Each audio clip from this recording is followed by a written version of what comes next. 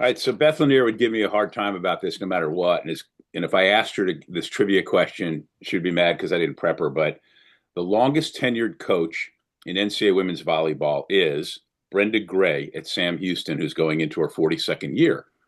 Then there's Van Compton, the coach at Little Rock, who's starting year 38. And number three, starting year 36, is Beth Launiere.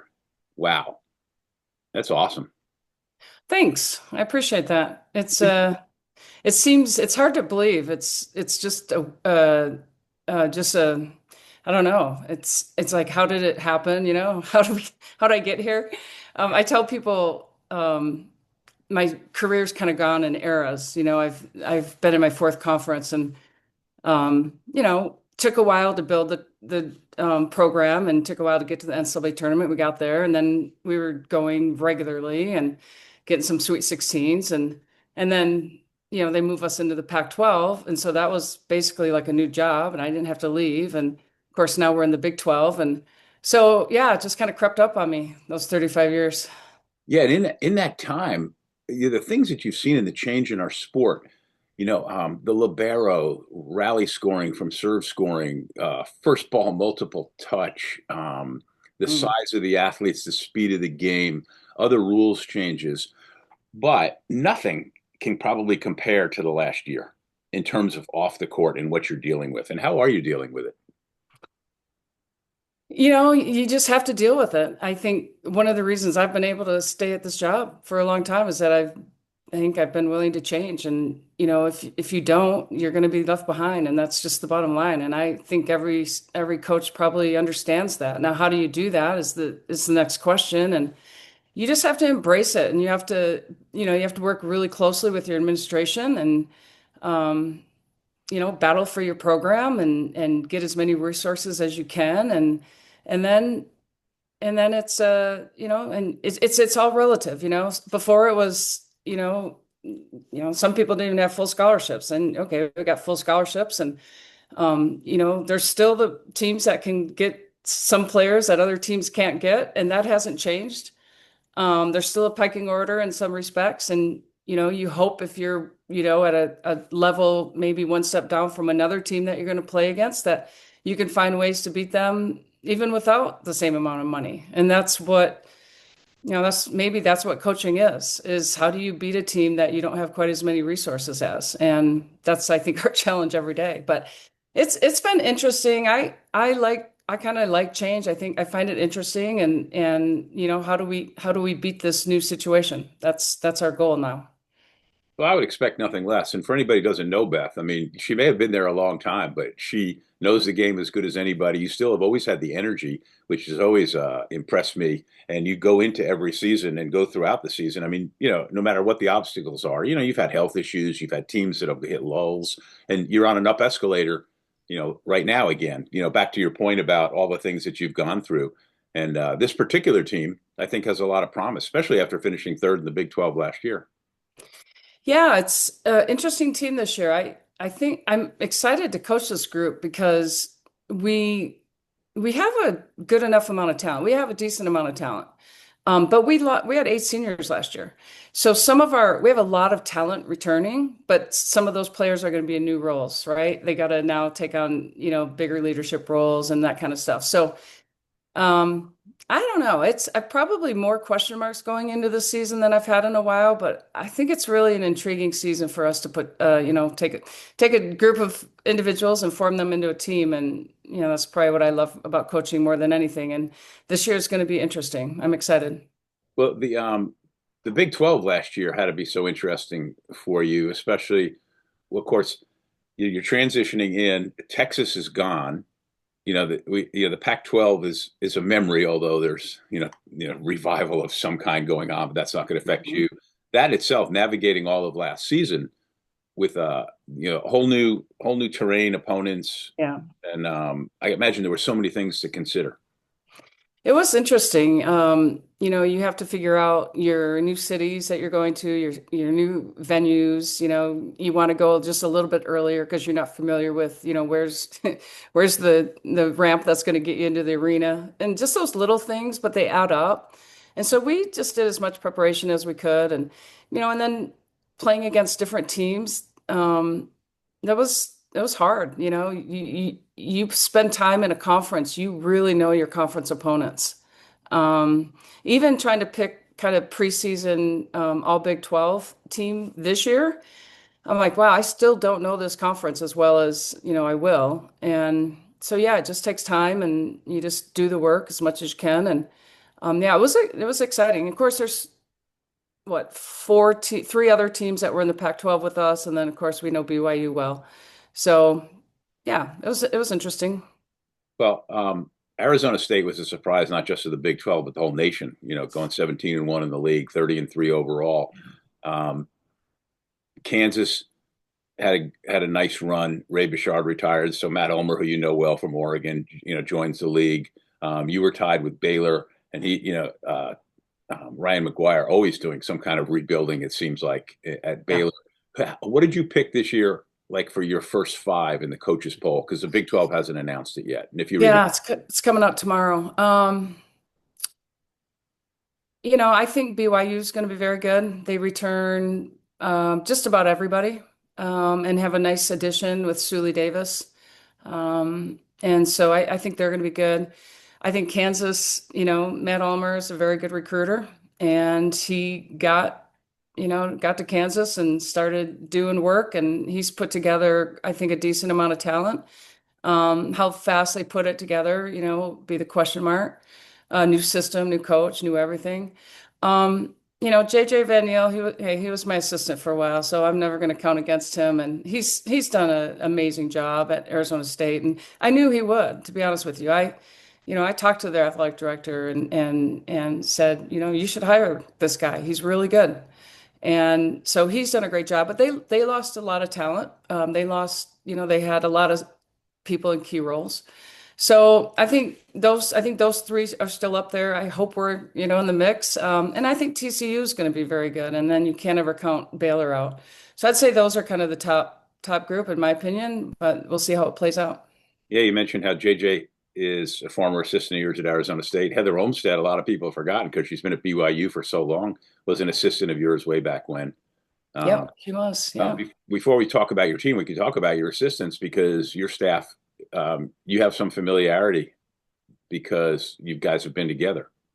And You know what? It's Lee, the difference in keeping your staff together and versus not is extraordinary.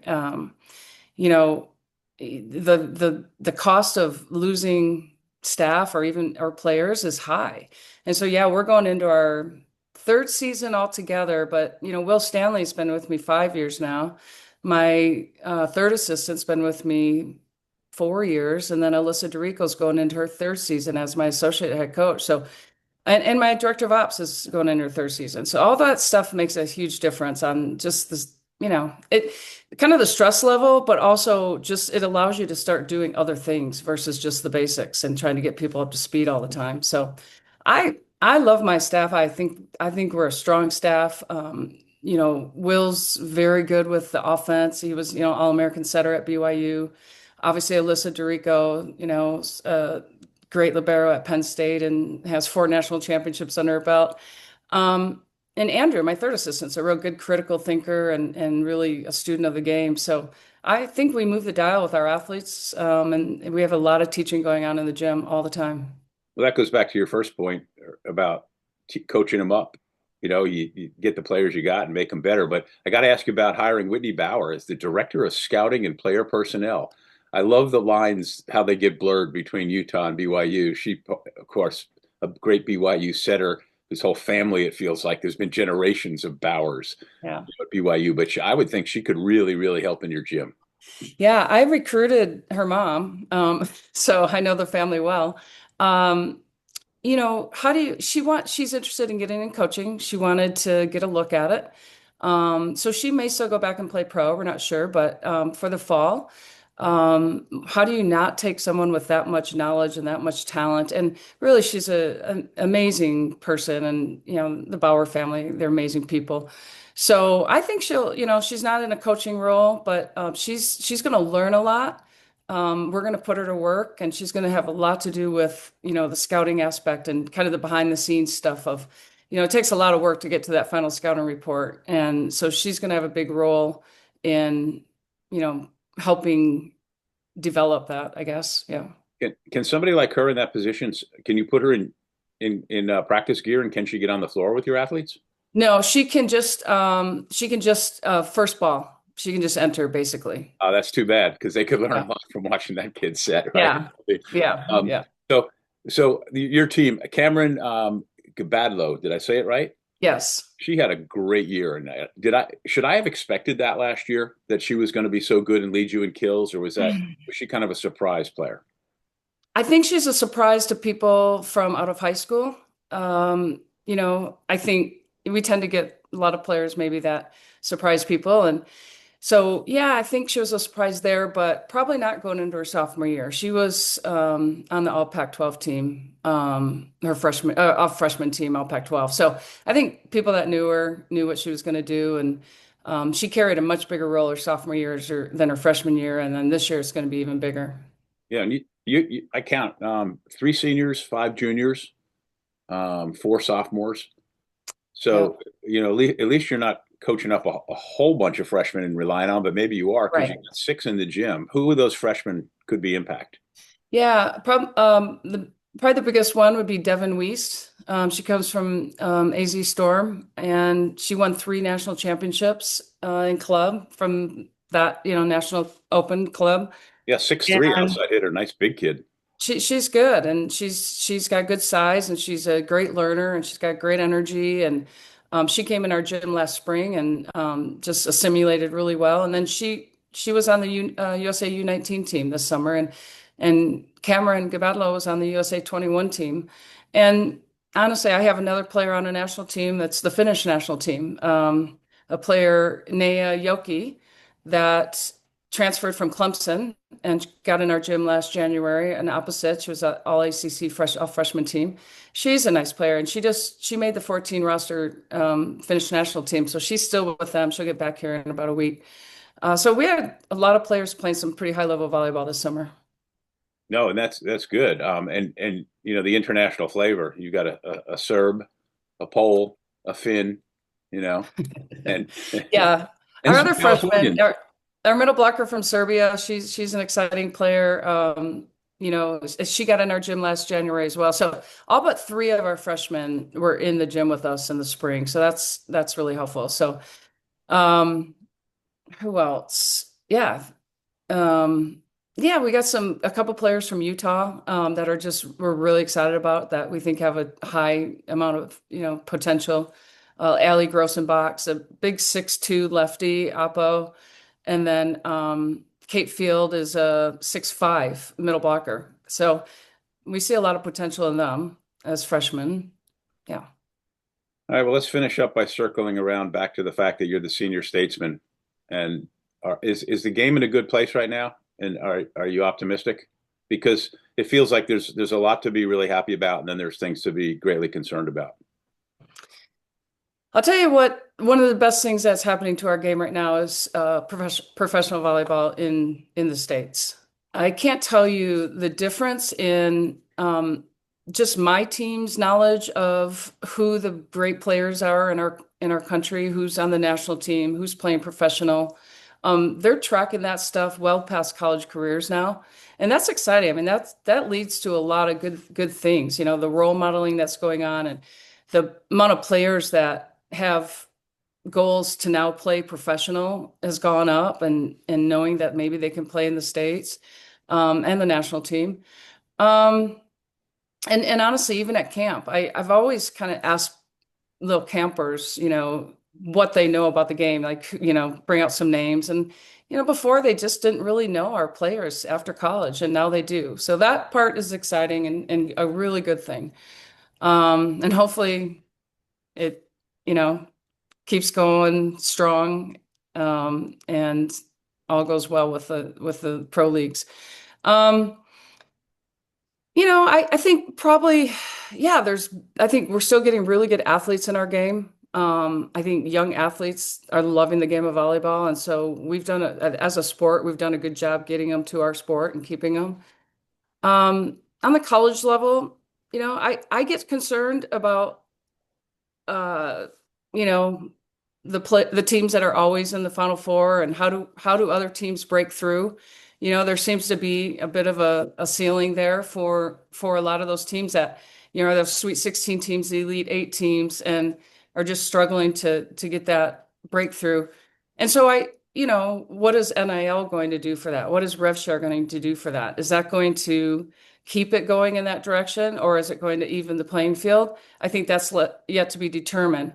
But I don't think that's good for our game. I watch, I watch softball, and I mean, there's, low seeds moving on through the tournament, and you see it in basketball all the time, and you don't see it as much in volleyball. So, parity has come a lot, further than it has been in the past, but I think there's still a ways to go.